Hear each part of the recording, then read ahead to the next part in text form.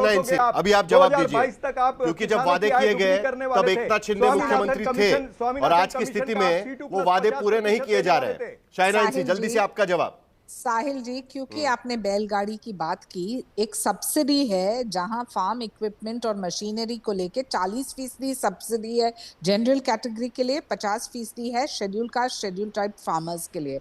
महाराष्ट्र शायद एक ही प्रदेश है जहां ₹1 का क्रॉप इंश्योरेंस स्कीम है, जहां कोई भी लॉसेस जो होते हैं नेचुरल कैलामिटी से, घोटाला होता है, ऐसा बीजेपी के विधायक ने आरोप लगाया था। फार्मर्स को रिहाई मिलती है।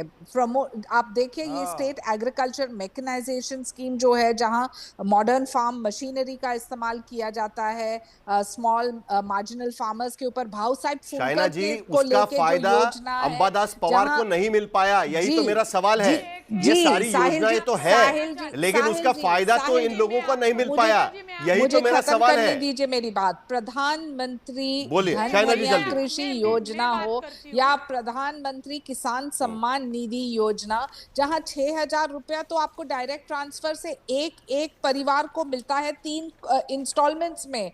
किसान क्रेडिट कार्ड की एनहांसमेंट जो लोन आपको 3 लाख तक मिलता था, 6,000 साल का है। शाइना जी करेक्ट करिए जरा, 6,000 साल का है। फार्मर्स, फिशरमैन, डेयरी फार्मर्स सभी को। तो कहीं ना कहीं हमें ये देखना है कि ये स्कीम्स कैसे पहुंचे अंबादास पवार जैसे लोगों को। जो एक मिशन है सेल्फ सफिशिएंसी के लिए, तुअर दाल, उड़द नहीं मिल रहा है सभी को लेकर। शाइना जी अगर ये मिल रहा होता, शाइना जी अगर ये मिल रहा होता तो ये तस्वीरें आज की स्थिति में महाराष्ट्र जैसे राज्य में टीवी पर या सोशल मीडिया पर वायरल नहीं हुई होती।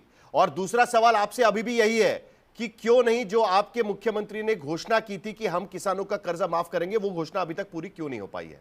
जल्दी से उसका जवाब, उसके बाद आनंद दुबे भी इंतजार कर रहे हैं। देखिए, हमारे उप मुख्यमंत्री और नेता आदरणीय एकनाथ जी शिंदे ने बिल्कुल कहा, वो खुद एक खेती में वो उनकी परवरिश वहीं हुई है, वो एक किसान खुद है, वो जानते हैं कि एग्री प्रोडक्ट्स को लेके कैसे हमें एक होलिस्टिक अप्रोच चाहिए, सॉइल हेल्थ कार्ड हो, कैसे कर्ज माफी कब होगी? शाइना जी कर्ज माफी कब होगी? देख आप ये नहीं हो सकता ना कि अंबादास पवार जब आकर बताएंगे 40,000 का कर्जा है तो नेता अपने जेब से पैसा दे देंगे उनको, ये तो नहीं हो सकता ना। एक किसान को उनके बैंक अकाउंट में मिल रहा है, तो हमारी नीति नियत में कोई खोट नहीं। इनकम सपोर्ट है, क्रेडिट एक्सेस है, क्रॉप इंश्योरेंस है, टेक्नोलॉजी है, सस्टेनेबल प्रैक्टिसेस है, रूरल डेवलपमेंट को लेके हम सिर्फ चाहते हैं कि हमारे महाराष्ट्र में जो एग्रीकल्चरल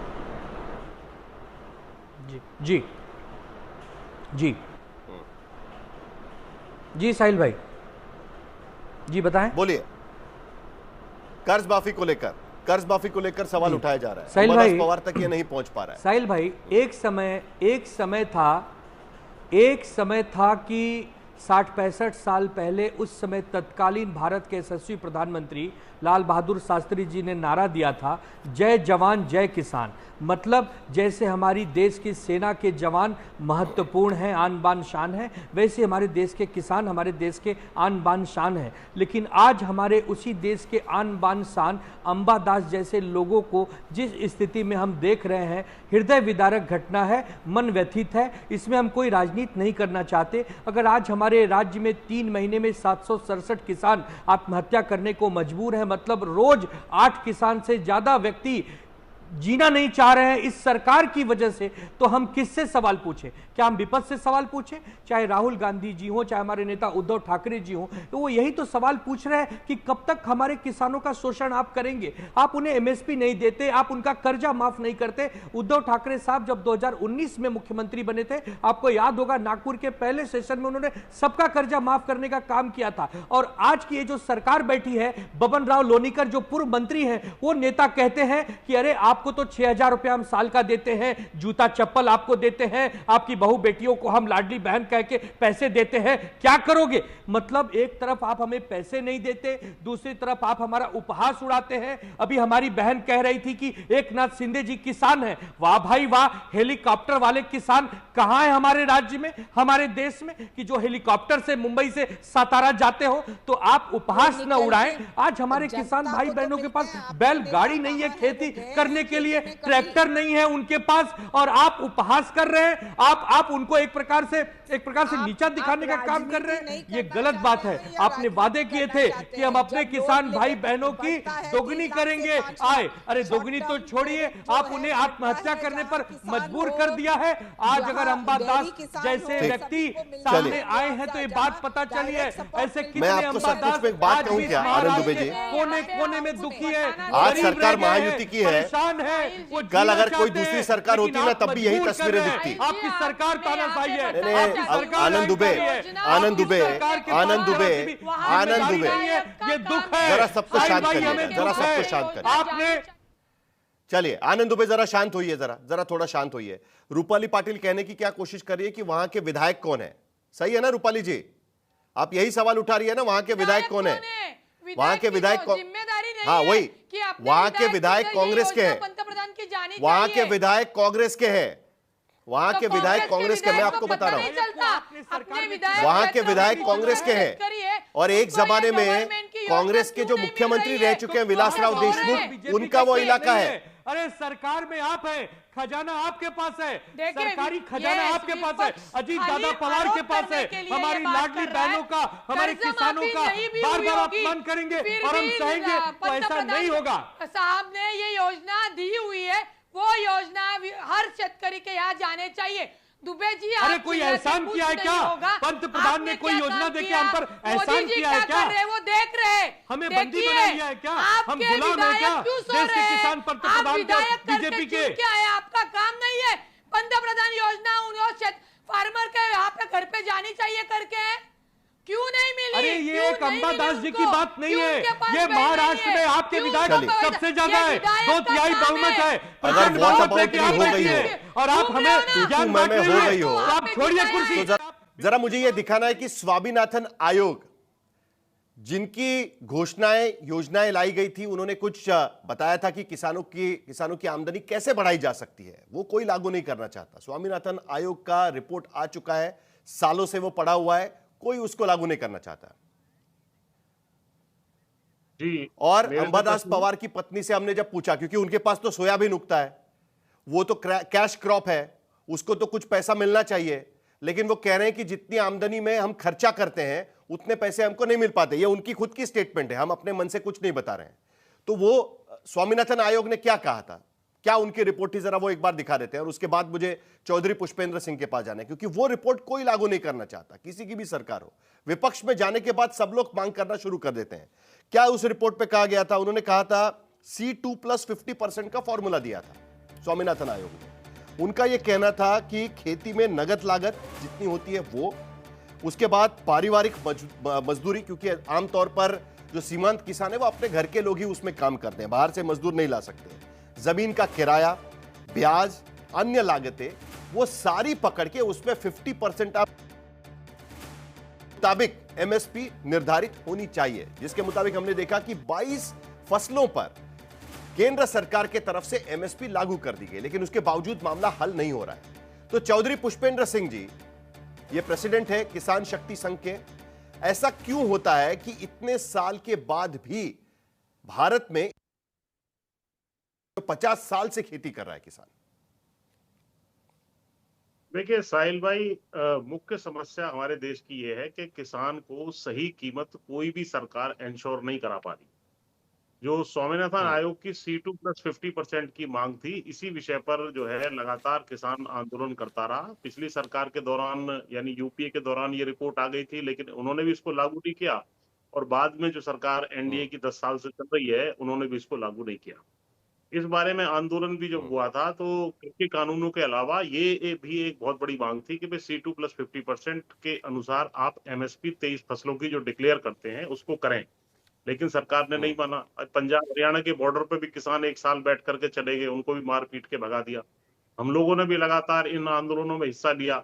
इनफैक्ट सभी राष्ट्रीय अखबारों में मैंने खुद द मिनिमम सपोर्ट, ये एक इंडियन एक्सप्रेस में मैंने खुद उस टाइम जब आंदोलन चल रहा था, इसके अलावा दैनिक जागरण में, अमर उजाला, तमाम अखबारों में इस विषय में हमने लिखा, लेकिन ये सरकार ने कभी भी इस मांग को नहीं माना, जबकि इसमें सरकार का एक भी रुपया अतिरिक्त खर्च नहीं होना है। हमने सारे आर्गुमेंट्स इसमें दिए हैं।